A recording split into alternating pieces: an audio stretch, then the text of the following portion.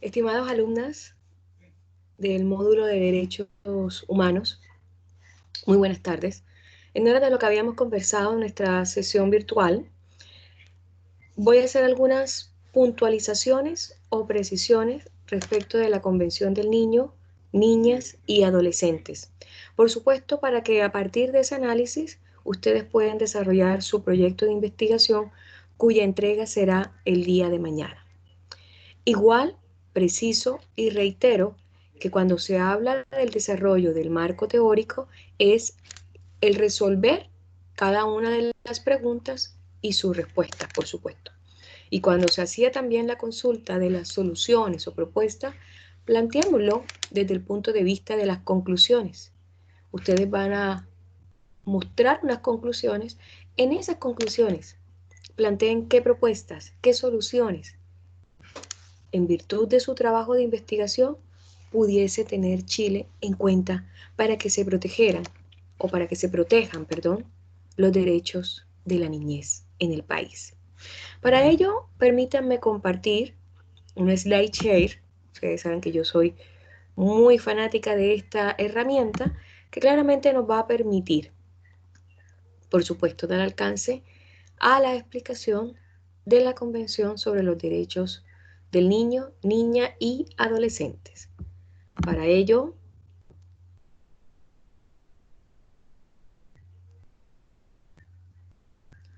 permítanme un momento. Parece que Microsoft Teams, bueno, vamos a compartir nuevamente.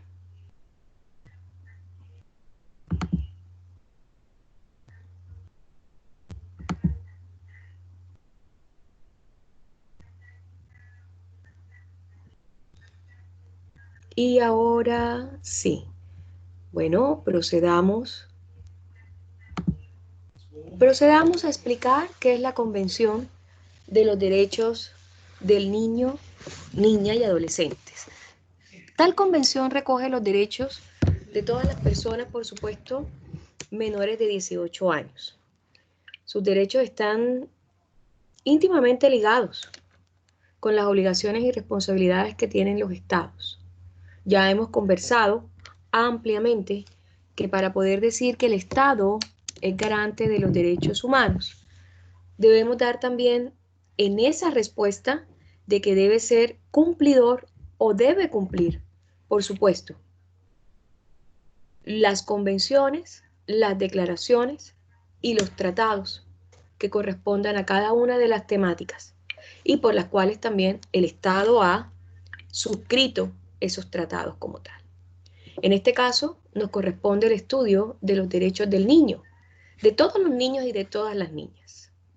Y que claramente ese articulado nos lleva a una suerte de acciones que deben tener los estados o los gobiernos como tal. Tiene 4 principios rectores. ¿Cuáles son? El principio de la no discriminación, el interés superior del niño, la supervivencia y el desarrollo. Y por supuesto la participación activa. Estos principios van a ser muy claves, pues van a servirle de directrices y de políticas a los estados o a los gobiernos para que la niñez en general y la adolescencia en el país no esté desprotegida. El objetivo claramente es que los niños, siendo nuestro mayor valor agregado en la vida social de cualquier estado, estén plenamente protegidos y aún más durante situaciones de emergencia. De esta manera podemos ayudar a que se cumplan cada uno de los artículos que está en dicha convención y, por supuesto, si hablamos dentro de un marco general, los 54 artículos de la Convención de los Derechos del Niño, Niña y Adolescentes. Pero ¿cómo podemos garantizar esos derechos de la infancia? Por eso el slide share les va a permitir a ustedes tener una claridad de lo que nosotros queremos frente a la convención. Una convención que fue aprobada bajo la administración de gobierno en Chile de don Patricio Aylwin Azócar, aproximadamente el 26 de enero de 1990 entró en vigor esta convención. Pero ¿cómo podemos garantizar esos derechos? ¿Con cuáles derechos pueden contribuir ustedes directamente? ¿Creen ustedes que estos derechos son respetados en tu casa, en tu barrio, en tu ciudad o en tu pueblo, en tu país o en el mundo? ¿Quieres que los derechos de la infancia sean conocidos y respetados por todos? Pues bien, vamos a ver si esas preguntas básicas, el qué, cómo, cuándo y quién, les pueda a ustedes absolver y guiar para resolver su proyecto de investigación o su investigación, que tendrá por fecha el día de mañana. ¿Qué? ¿Qué es el instrumento de la convención? Recuerden que la convención es un instrumento de protección de los derechos humanos. Ya muchos lo saben, es un tratado de las Naciones Unidas y es la primera ley internacional en materia de infancia que tiene un carácter vinculante. Todas las convenciones o tratados tienen el carácter vinculante, pero en particular de proteger ineludible e infalible a los derechos del niño. Esto quiere decir que su cumplimiento es obligatorio. Y si volvemos a nuestra Declaración Universal de los Derechos Humanos y a ese Pacto Internacional de los Derechos Civiles Políticos y a ese Pacto Internacional de los Derechos Sociales, Económicos y Culturales, nos va a hacer sentido en los derechos de los niños. Puesto que los niños también se encuentran inmersos en esos dos pactos, solo que en la Convención se ha especificado. Todos los niños tienen un desarrollo físico, libre, mental, social, a expresar libremente sus opiniones, sobre todo en los casos de abuso sexual. A los niños no se tocan. La convención viene a ser para los estados un modelo, primero de política pública, pero también un modelo de salud, de supervivencia y de progreso social. ¿El para qué? ¿Para qué sirve el instrumento o la Convención de los Derechos del Niño? Para garantizar la protección y el desarrollo de la niñez. Tenemos la claridad de que muchos países no la cumplen, pero es importante, es imperativo, es obligatorio cumplirla. Y en especial para aquellos grupos excluidos o minoritarios, donde también hay niños, las comunidades indígenas, que viven en situaciones de pobreza y vulnerabilidad, sin hogar, sin protección jurídica. Los niños que se consideraban apátridas, que no tenían ninguna nacionalidad. Eso era una violación a la convención. Es una forma de abandono de los estados. Entonces la convención reconoce claramente que todo niño, niña y adolescente, no solo algunos, todos, tienen derecho a un nivel de vida adecuado. Tenemos la claridad de que la convención fue suscrita el 20 de noviembre de 1989, pero entró en vigor en Chile en 1990. No faltó mucho tiempo o no existió tanto tiempo, por el contrario, fue muy rápida. Pero en 1959 las Naciones Unidas aprobaron una declaración, que es el instrumento que antecede, que es previo a la convención, que incluía 10 principios. ¿Y esos 10 principios cuáles son? Que son los 10 principios que generan responsabilidad para los estados, que de no cumplirse, tienen serios problemas de ser denunciados por incumplimiento de la convención en las instancias internacionales, ante la ONU, en dado caso. Todos los niños tienen derecho, sin distinción alguna, sin excepción. La defensa, ya lo decíamos, del interés superior del niño es una protección especial, porque está inmerso la libertad y la dignidad del niño como tal. El derecho a la vida de todos los niños. El derecho desde su nacimiento a un nombre y a una nacionalidad. Por eso la apátrida, es una vulneración de la Convención de los Niños. Apátrida, ¿qué quiere decir? Que no tenga nacionalidad. Eso no puede ser. Menos mal que ya Chile subsanó tal hecho a partir de la Convención de los Derechos del Niño. El derecho a la salud, derecho a unos cuidados especiales, el derecho al cariño y al amor de los padres, al amor y la comprensión. Cuando esto carezca, le corresponde al Estado, a través del Sename,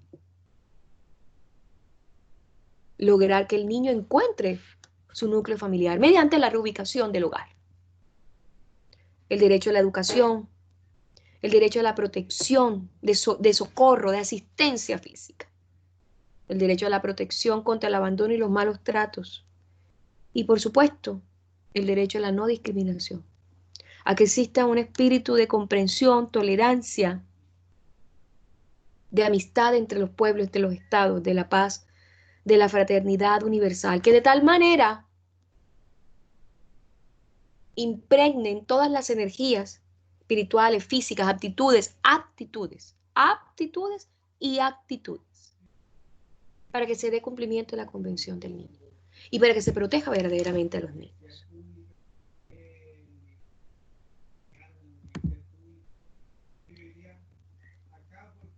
La Convención se convirtió en ley en 1990, después de ser firmada y aceptada por 20 países, entre ellos el SlideShare es de Universidad del Perú, pero básicamente se nos aplica a nosotros. La convención no ha sido firmada y ratificada por Estados Unidos y Somalia, donde hay mucha vulneración de los derechos del niño. ¿Dónde? ¿Dónde se hace presente la convención? Y ustedes deben saberlo a esta instancia. En la Asamblea General de las Naciones Unidas.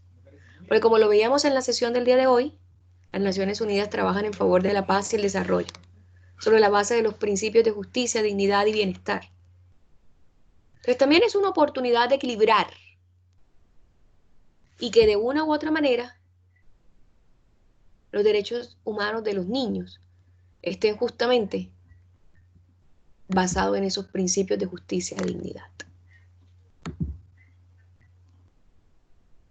Hay muchos colectivos, hay muchas ONG que también van de la mano, trabajan de la mano con la ONU.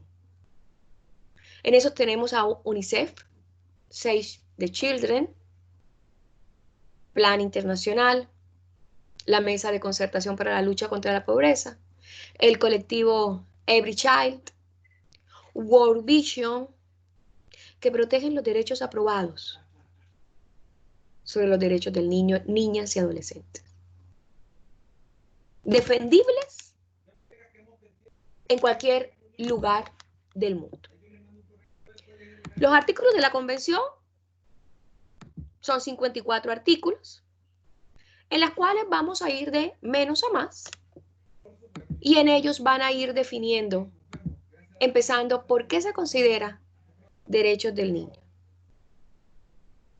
cuándo hay lugar a discriminación y cuándo no, dónde prevalece más el interés superior del niño, dónde está la aplicación de esos derechos como tal, la orientación de los padres y de las madres para proteger esos derechos del niño, el respeto a la diversidad en el entorno en que se desarrollan los niños, el respeto de la supervivencia y el desarrollo, el derecho a un nombre y a la nacionalidad, también a tener un hogar en el cual los padres puedan cuidar de él. Miren qué fotos y qué registros fotográficos tan hermosos y que les dicen a ustedes qué pretendemos con la Convención de los Derechos del Niño, siendo uno de los instrumentos más importantes hoy por hoy.